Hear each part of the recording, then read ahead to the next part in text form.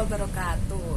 Teman-teman, kali ini aku ingin share pengalaman pribadi ya, mendapatkan top skor ranking 1 di tingkat kabupaten di seleksi SKB sesi pertama Kabupaten Kediri.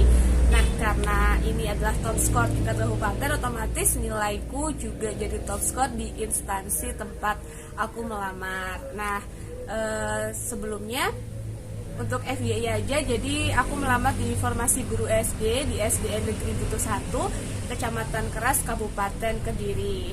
Nah, untuk lebih percaya ya, jadi memang ini adalah real pengalaman pribadi aku mendaftar CPNS tahun 2018.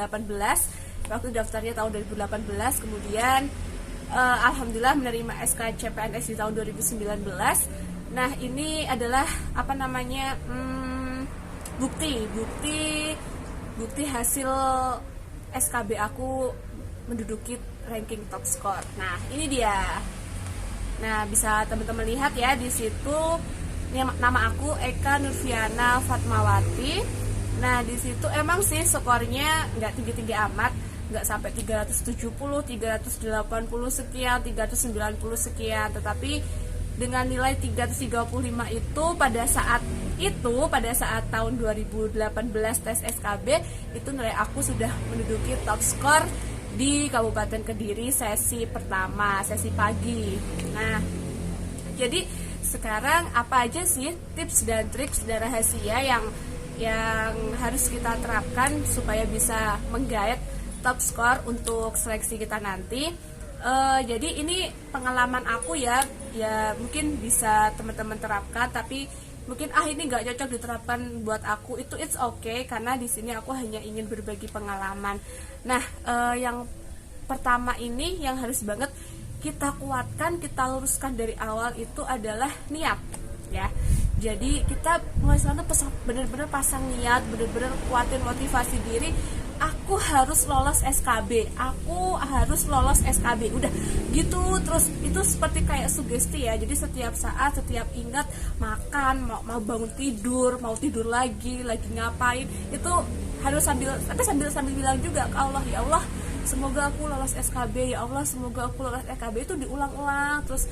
Jadi nge-tag Allah dulu, kita mention ke Allah dulu. Nah, jadi dengan gitu, karena Allah sering-sering dipanggil sama kita, jadi insya Allah akan melancarkan usaha teman-teman. Jadi setelah kita meluluskan niat, kita harus benar-benar menguatkan motivasi juga. Nah, jadi motivasi diri harus dikuatkan. Dan ini benar-benar aku dapat bapak aku yang bilang sih, Nduk, kamu harus berusaha semaksimal mungkin. Pokoknya di kesempatan ini anggap aja ini adalah kesempatan terakhir kamu. Bisa jadi tahun depan nggak ada, jadi kapan lagi kamu mau jadi PNS gitu, kata bapak aku. Jadi disitulah yang bikin aku jadi motivasi besar banget. Iya ya, kalau nggak sekarang, iya kalau tahun depan ada lagi, iya kalau setiap tahun ada lagi. Nah, sedangkan kita tahu bahwa peraturan pemerintah itu cepat sekali berubah karena adanya kebijakan-kebijakan baru. Nah, untuk mengantisipasi itu berarti kan kita harus benar-benar pasang motivasi, pasang niat dan tekad yang kuat bahwa tahun ini harus lolos, tahun ini harus lolos. Nah, itu. Kemudian tips yang ketiga adalah kalian harus aktif memantau dan mengikuti akun sosial media terkait dengan pendaftaran CPNS ini. Bisa di Twitter, bisa di WhatsApp, bisa di Instagram dan sebagainya. Itu banyak sekali info-info tentang tentang seleksi SKB ini. Jadi terus pantengin itu biar mendapatkan info update terbaru. Nah, selain untuk mendapat info update terbaru, teman-teman, ini adalah yang paling utama kuncinya biasanya di grup-grup yang kita ikuti itu biasanya seringkali keluar FR ya, atau Fed Report tentang hari ini yang tadi aku dapat tes yang keluar materinya ini.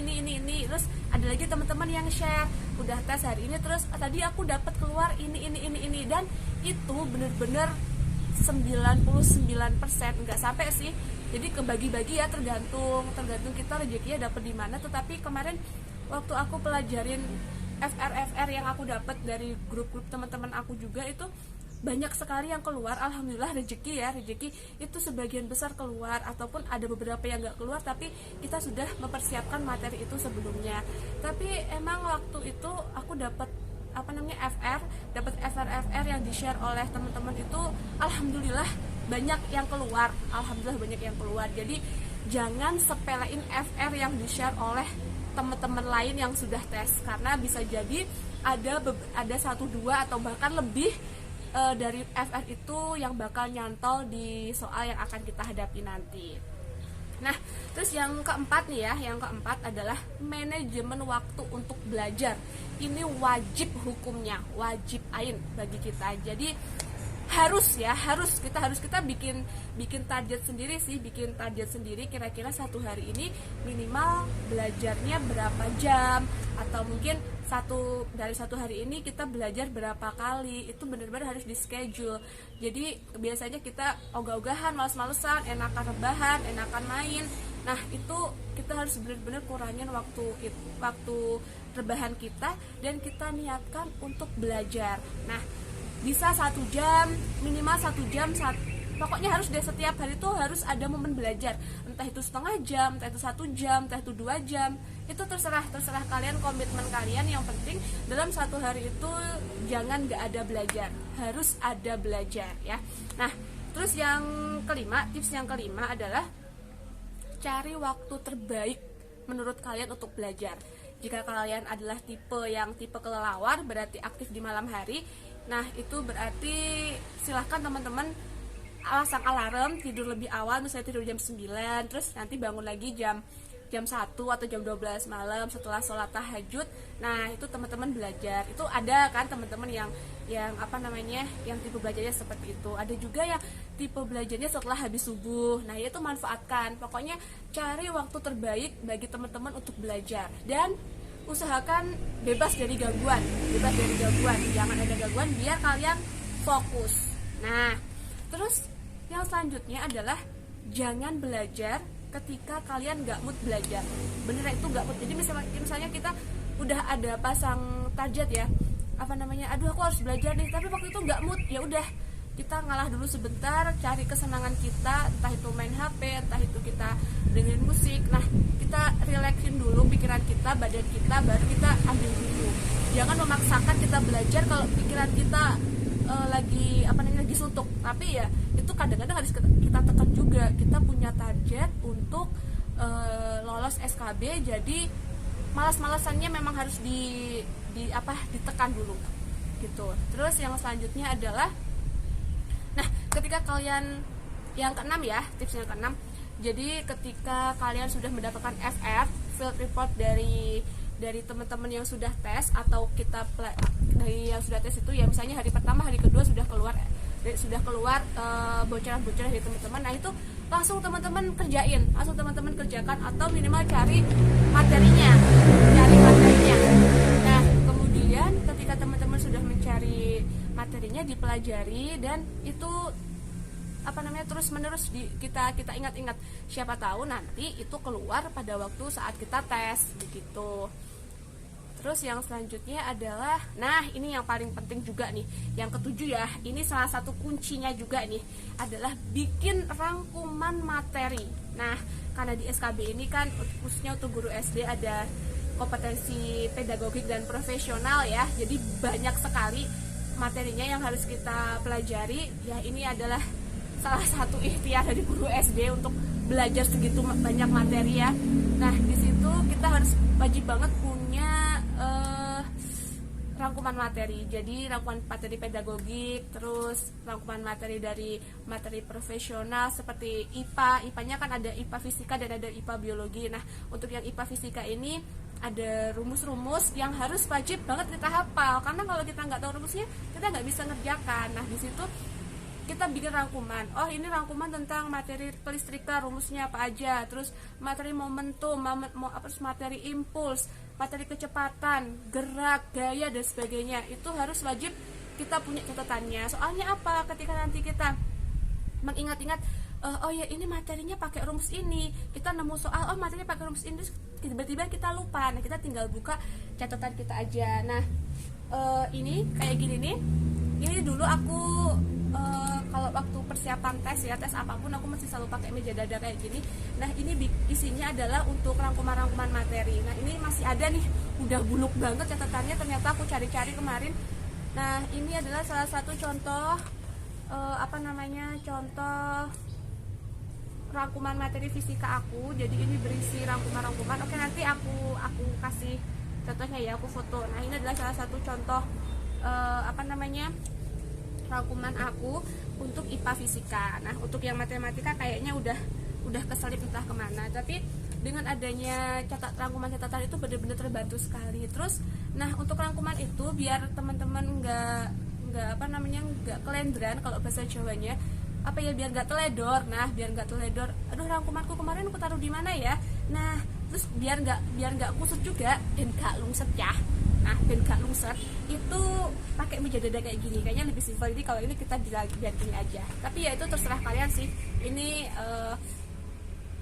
cara yang aku lakukan untuk membuat dan menyimpan rangkuman materi aku. Nah terus yang selanjutnya adalah yaudah gitu aja sih. Yang terakhir ya, yang kedelapan itu tadi adalah salah satu bentuk ikhtiar kita. Nah selain ikhtiar, kita juga harus selalu berdoa kepada Allah, kencengin ibadah wajib, ibadah sunnah bisa ditambahkan. Terus oh iya ini juga sih, ini pokoknya rajin-rajin baca sholawat